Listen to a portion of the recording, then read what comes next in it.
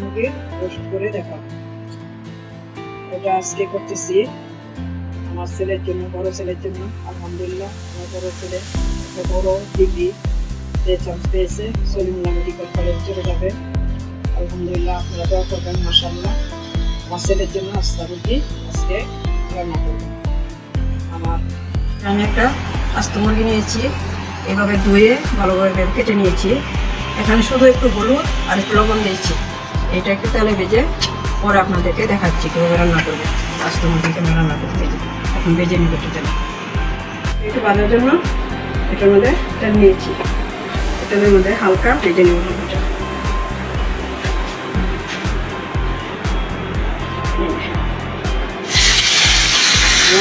একটু হালকা ভাজবো, বেশি ভাজলে মশলা দিতে দিতে এই জন্য একটু সামান্য ভেজে দেবো।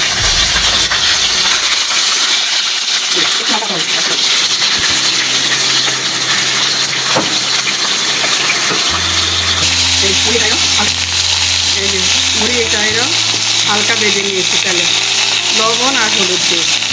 এখন আমি এই যে মশলা কষানোর মধ্যে ভেজে নেব। এরকম হালকা ভাজবে, না হলে মশলা ঢুকবে না ভিতরে। এই যে দিলাম।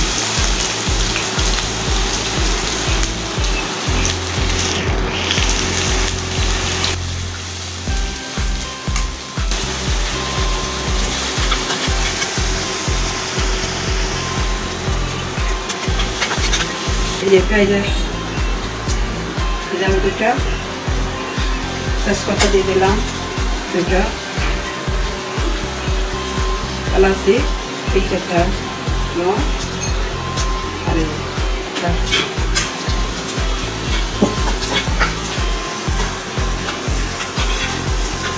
এখন একটু ভাজা ভাজা মশলা দিই।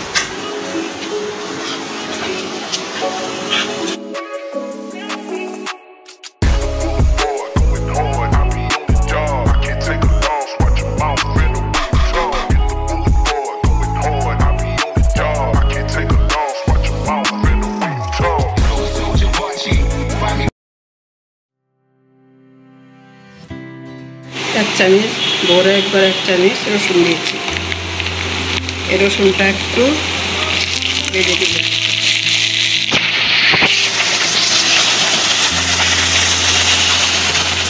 আমি সামান্য একটু পানি দিব।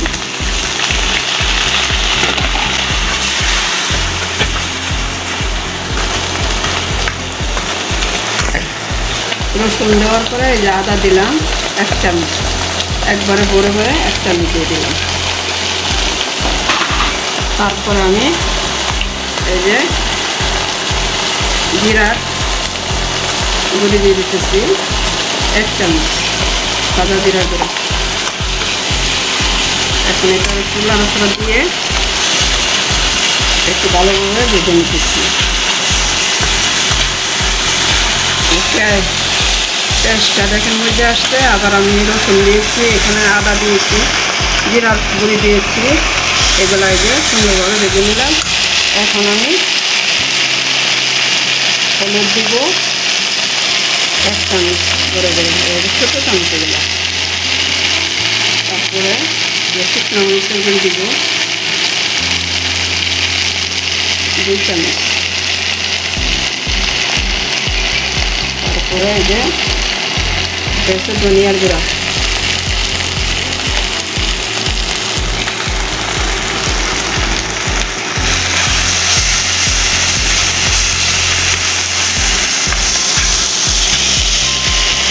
এখন আমি যে লবণ দিব স্বাদ মতো, না হলে আবার একটু দিয়ে নিতে পারবেন আপনারা। এখন এটা ভালোভাবে কষিয়ে পরে আমি মুরগিটা দিব।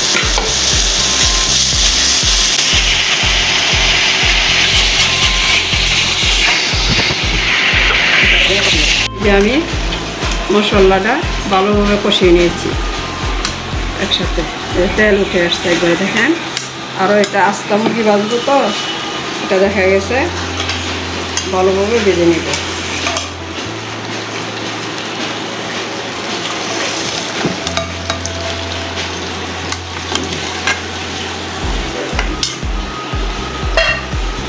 এটা এখন একটু আমি পানি দিয়ে দিব।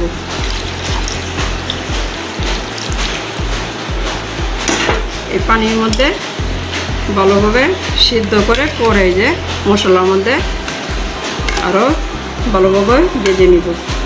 আস্তা মুরগি হয়েছে একটু সিদ্ধ করে পরে এটার মধ্যে এই মশলার মধ্যেই ভালোভাবে ভাজতে হয়, তাইলে খাইতে সুস্বাদু হবে। আমি কিন্তু একবারে ঘরোয়াভাবে রান্না করতেছি, তারপরে আপনারা রান্না করে খেয়ে দেখবেন, অনেক ভালো লাগবে। পানিটা শুকিয়ে গেছে, এই মশলার মধ্যে আমি এখন ভালোভাবে ভেজে নিতেছি। আস্তে মুরগি তো ভালোভাবে কম চুলাটা খুবই কম। এখন এই মশলার মধ্যে আমি কিছুক্ষণ এভাবে লাল করে ভেজে নেব।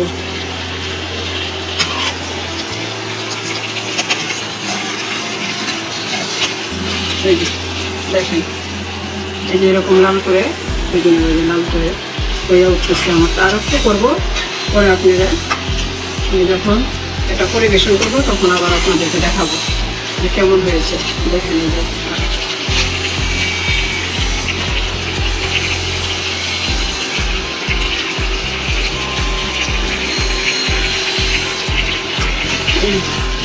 আমার এটা যে ভালোভাবে আমি একবারে মশলাটা দেখেন একবারে ভাজা হয়েছে।